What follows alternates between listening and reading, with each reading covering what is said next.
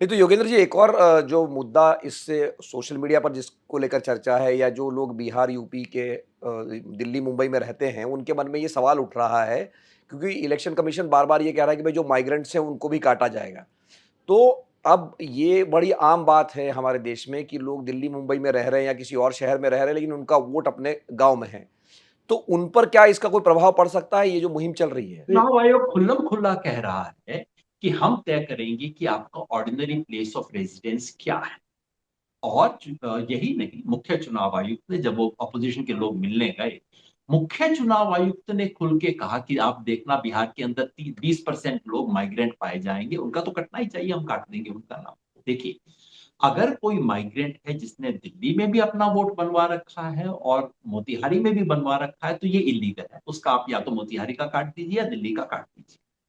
लेकिन अगर कोई व्यक्ति है, मैं अपना उदाहरण देता हूं, आप छोड़िए, पिछले 30 साल से मेरा वोट मेरे गांव में, दिल्ली में मैंने कभी अपना वोट नहीं बनवाया, हमेशा जाके अपने गांव में वोट देता हूं। और साल में मैं शायद 300 दिन दिल्ली में बिताता हूं। तो आप कहेंगे ऑर्डिनरी रेजिडेंट मैं यहाँ का हूँ, टेक्निकली आप ये बातें कह सकते हैं। मैं गांव में तो विजिटर हूँ, आज की तारीख में मेरा घर है, जमीन है, लेकिन मैं तो विजिटर की तरह माना जाता हूँ वहां पे, तो क्या दिन रात तो वहां रहता नहीं। लेकिन आज तक मुझे ये अनुमति थी, अगर मैं अपना वोट दिल्ली में बनाता तो हेरा फेरी, लेकिन कानून मुझे अनुमति देता था तमाम चीजों में कि आप डिसाइड कर दीजिए आप कहाँ के रेजिडेंट है, मैं तय नहीं करूंगा आप कहाँ के रेजिडेंट है। अब चुनाव आयोग ये भी तय करेगा। आज तक जो, मिलिंद भाई, इसलिए मैं बार बार, आप मेरे को थोड़ा एजिटेटेड आज देख रहे होंगे, क्योंकि मुझे लग रहा है कि इस देश की आजादी से जो एक चीज इस देश के व्यक्ति को मिली थी, गरीब को वोट देने का अधिकार, आज वो छीना जा रहा है।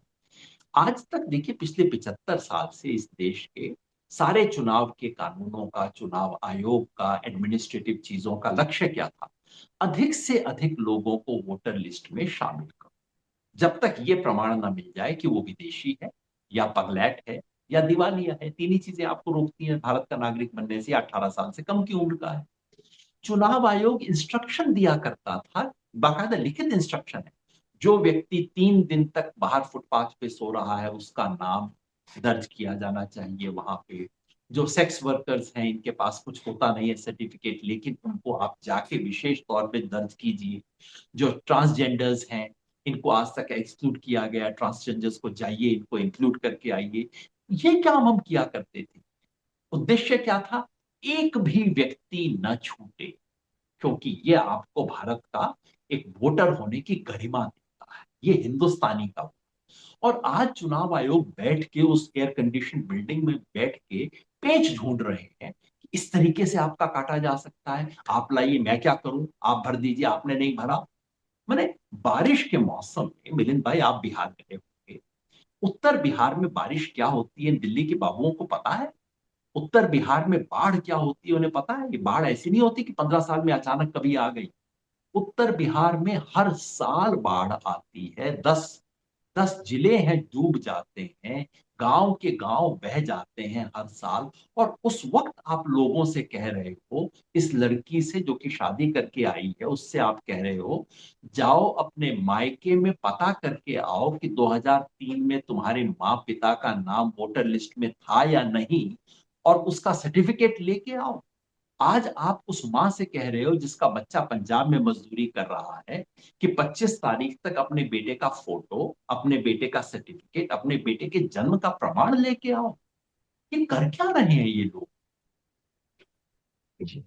बहुत-बहुत धन्यवाद योगेंद्र जी इस बातचीत के लिए। तो हमारे साथ जुड़े थे भारत जोड़ो अभियान के संयोजक योगेंद्र यादव जी, जिन्होंने बात की कि ये जो 2 करोड़ वोटर कटने का जो आरोप है, उसमें कितना तथ्य है।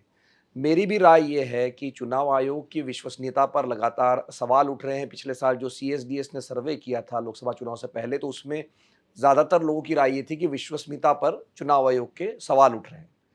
तो इसके जवाब में अब जो चुनाव आयोग कर रहा है, जब ये आरोप लग रहा है कि महाराष्ट्र के चुनाव में गड़बड़ी हुई, तो उसका जो इलाज ढूंढ जा रहा है वो बहुत हड़बड़ी में किया जा रहा है। और उससे 2 करोड़ ना हो, लेकिन एक व्यक्ति का भी अगर वोट कटता है गलती से, तो ये लोकतंत्र के साथ हमारे बहुत बड़ी नाइंसाफ़ी होगी, जो हम सबको संविधान में अधिकार मिला हुआ है कि हमारे पास बराबरी का अधिकार है वोट डालने का, उसका हनन होगा।